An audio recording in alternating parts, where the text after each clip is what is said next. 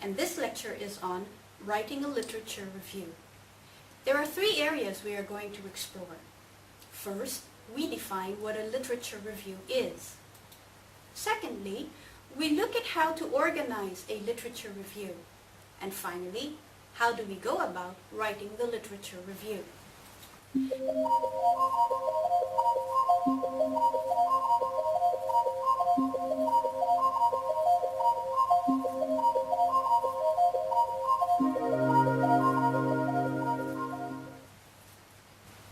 What is a literature review? As the name implies, it is a review of all the literature done so far on your topic. It is usually written as a separate chapter in the thesis.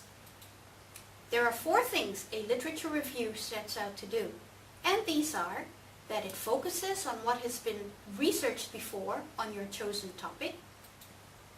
Then, it highlights how your study will fill the current research gap. Thirdly, it points out why it is necessary to conduct your research. And finally, it sets the boundaries for your study, also known as the delimitations of the study. An important element in the literature review is critical evaluation.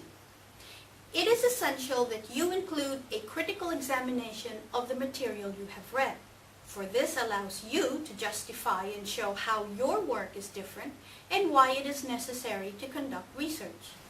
However, we will look at critical evaluation in detail a little later. I want to briefly discuss scope and length, as this is a common question asked. So what is the scope and length for a literature review?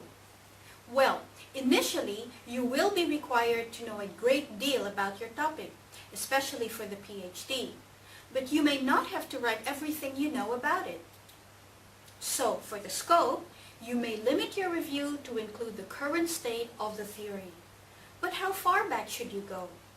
It really depends on the level of your research. A rough guide is 10 years for a master's thesis.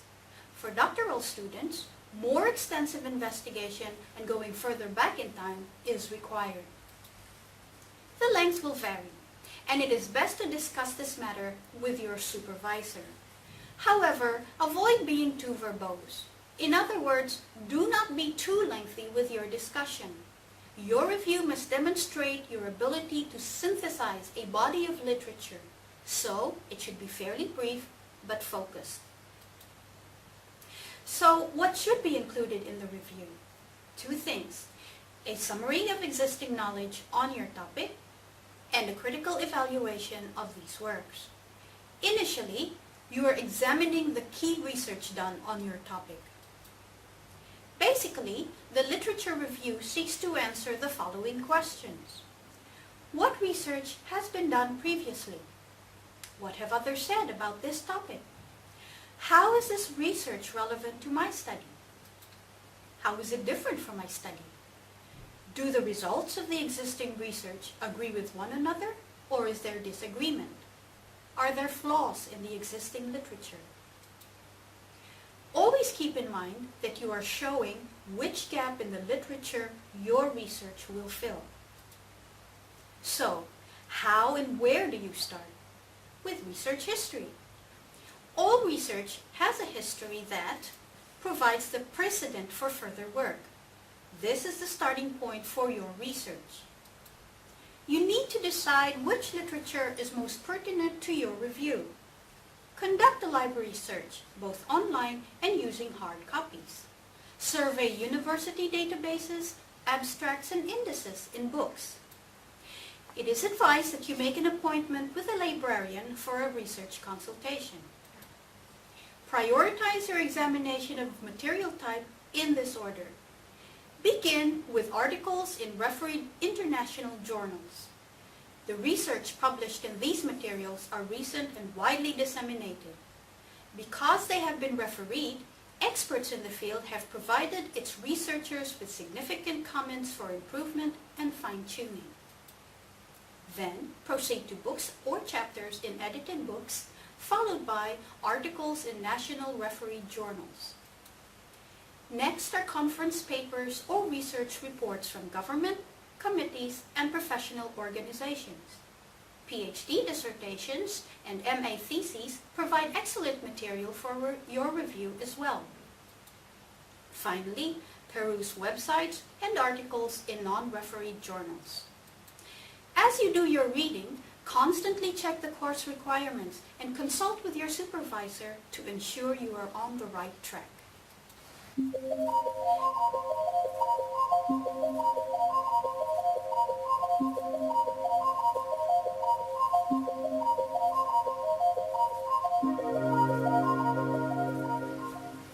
We now turn to organizing a literature review.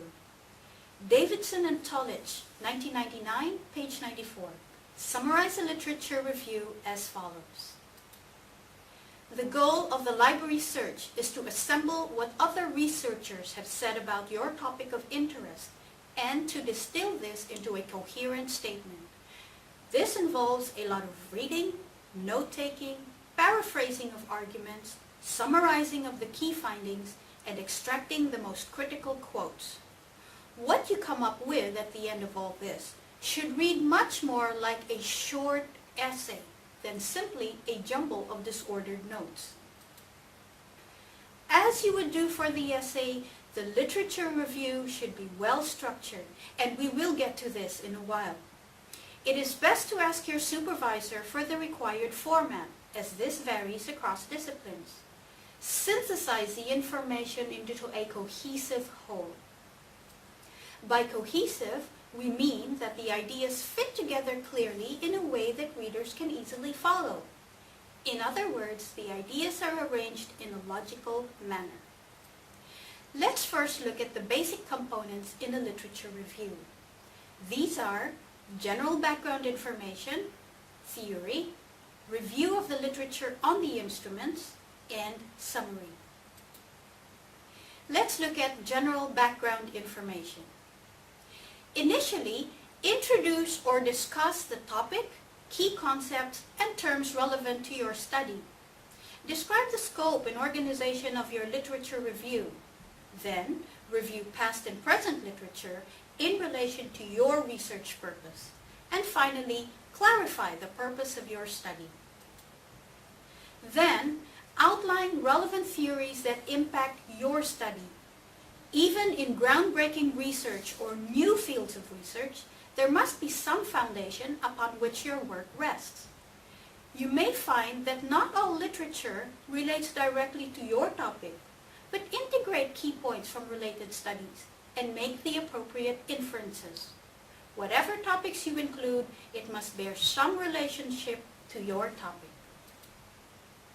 Your literature review should also include a review of literature on the instruments. As the phrase indicates, review the literature on the instruments or measures you will use as part of your study. You must present evidence that supports your choice of instrument over those not chosen. Include reliability and validity estimates and a description of samples that have received the instruments. At the end of your literature review, include a summary. The summary is a clear and concise account of the current state of knowledge on your topic and the instruments used. It should provide a sense that you have thoroughly examined the background to your study and thereby endorses the decision to research on your topic. Now that we know the basic components in a literature review, let's look at how to organize the information.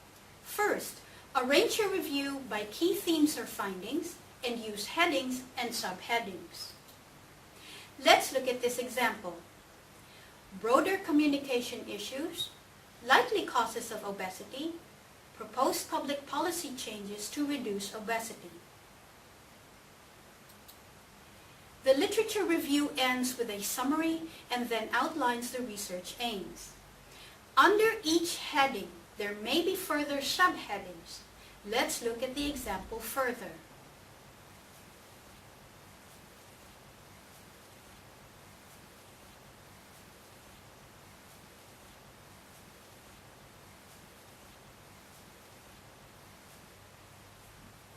As we can see from the outline, information from your sources are grouped in a logical order. This will allow you to structure a coherent argument about the research done thus far, in the process showing the gap or gaps in the literature. And this, in turn, leads to your research question and provides justification for why your study should take place.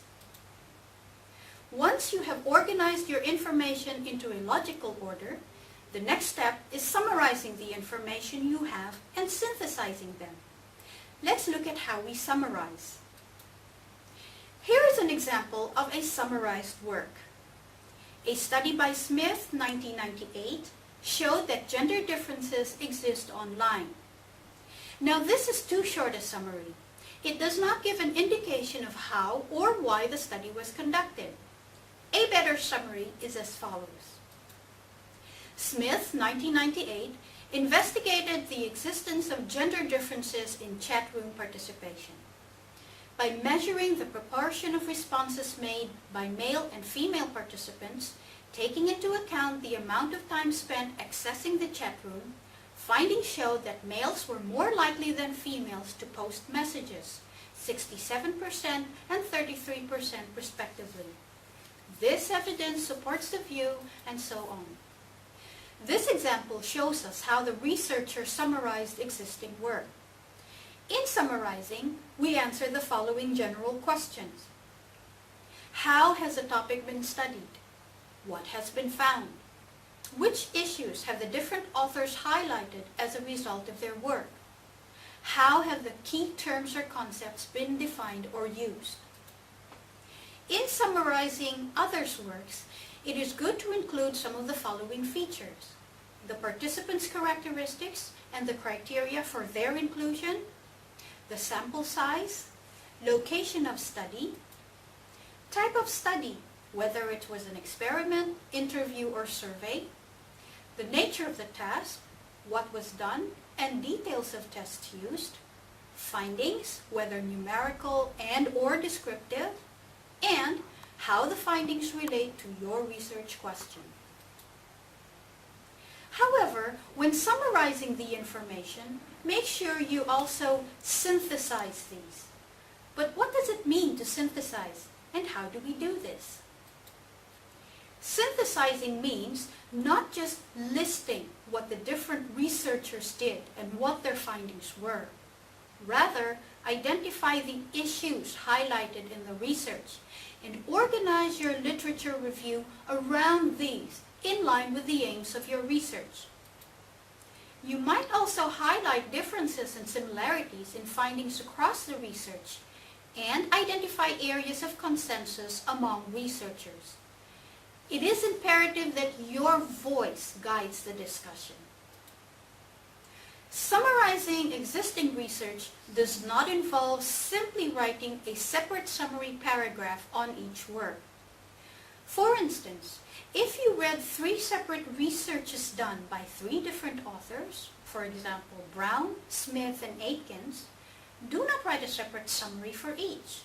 Rather, guide the discussion by using your voice through showing how the studies relate to each other, then showing how the research is linked to your own research project.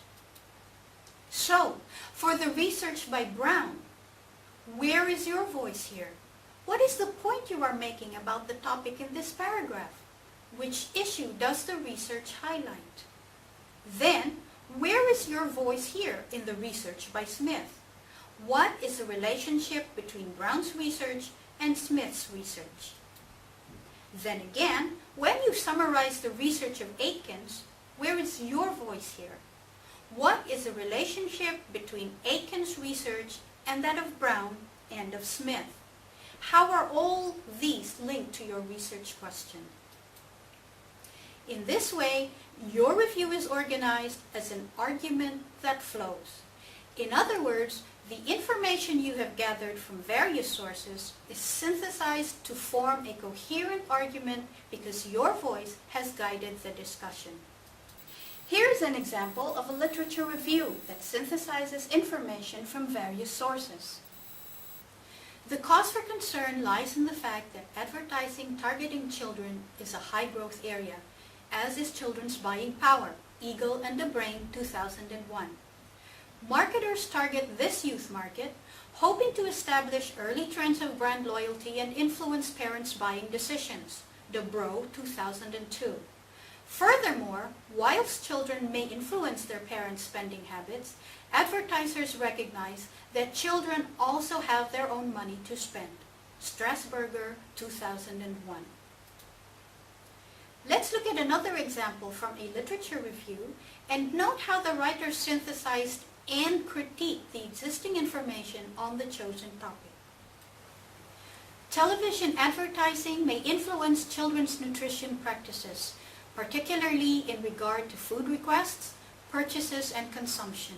See, for example, Hutchings and Moynihan, 1998, Coates and Story, 1994, Borzikowski and Robinson, 2001. Story and Faulkner, 1990, state that television exposure may impact on actual eating behavior.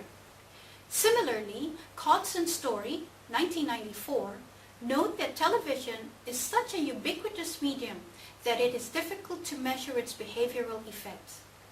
Their report concluded that it was not possible to prove that food advertisements aimed at children cause poor eating habits. Whilst these and other such studies report a positive correlation between television viewing and food requests, purchases and consumption, there is limited conclusive evidence to support a direct cause and effect relationship between the messages portrayed and the actual eating patterns of children. Note how the first part of the paragraph summarized and synthesized the studies previously done. Then, in the final sentence, the writer's voice came through as the works were critiqued. In synthesizing information from sources, you may use the following points as guide. Compare and contrast different authors' views on an issue. Group authors who draw similar conclusions. Criticize aspects of methodology. Note areas in which authors are in disagreement. Highlight exemplary studies. Highlight gaps in research. Show how your study relates to previous studies. Show how your study relates to the literature in general. Conclude by summarizing what the literature says. Earlier, I mentioned that it is essential that you also do a critical evaluation of the information. This, in effect, is critiquing the information you have. It is the ability to point out strengths and weaknesses in previous research in relation to your research topic. It is moving beyond a mere description of the research towards analysis and evaluation. Aside from your own critique, you may also use other writers' critiques in your discussion. So, how do we critically evaluate existing knowledge? First, move beyond description towards analysis and critique, as I mentioned previously. Have a look at this example. Smith and Jones, 2004, analyzed the content of advertisements on New Zealand television during a one-week period between the hours of 3 p.m. to 6 p.m. with the intention of examining the nutritional quality of food in television food advertisements targeted at children. They found that the majority of the food advertisements analyzed were for foods that were high in fat, sugars, and sodium. This is a description only of the study conducted by Smith and Jones. You should be able to show the strengths and/or weaknesses of this study in relation to your research and what gap or gaps in current knowledge such a study has not filled. So, you would follow the description with the following statements. The study provides a basis for comparing advertising patterns over time.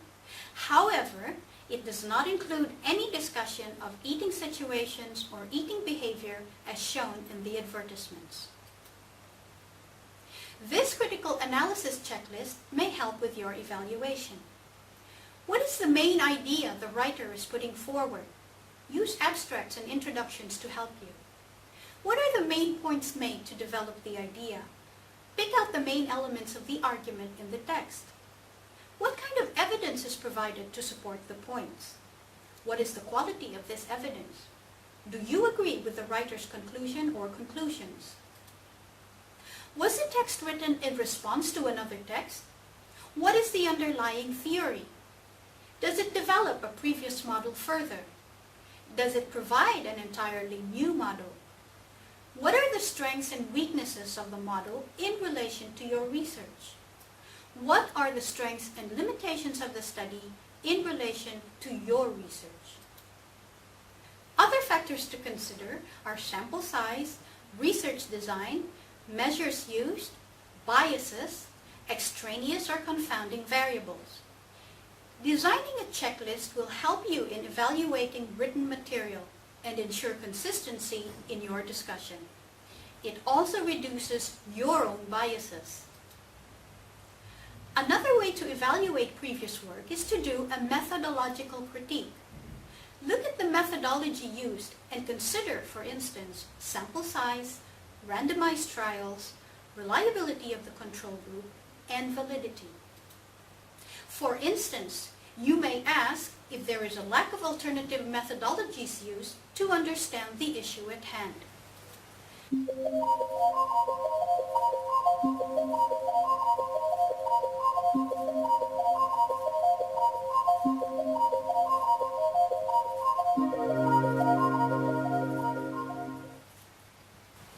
We are now ready to write. 1. Organize your literature around topics or themes you can write about. 2. Choose headings to define each topic category and subcategories. 3. At this stage, do not be concerned with the overall picture of how topics will link. 4. Be concerned about covering all issues, ideas, boundaries, relevant areas, or dimensions. In presenting information and analysis, a range of formats can be used. The most common is through text. However, you may also use tables, charts, and diagrams. Also, examine other literature reviews to give you a better idea. Create templates according to the requirements of your course when it comes to the presentation and referencing of text, tables, and diagrams, and in-text references to text, tables, and diagrams. In closing, here are just a few reminders for filing and storing your notes. Make sure you have easy access to your documents. Establish a clear filing system and maintain that system. Keep detailed records of the source of the information. Store your details in APA format. Note which are your exact words and which are your summaries. Also note page numbers where necessary. Don't forget to save your work frequently, print multiple copies, and save multiple copies. So, what have we covered in this lecture? First, we have defined what a literature review is. Second, we looked at how to organize a literature review. And finally, we looked at some tips in writing the literature review. I hope this lecture has helped you gain a better understanding of what a literature review is all about.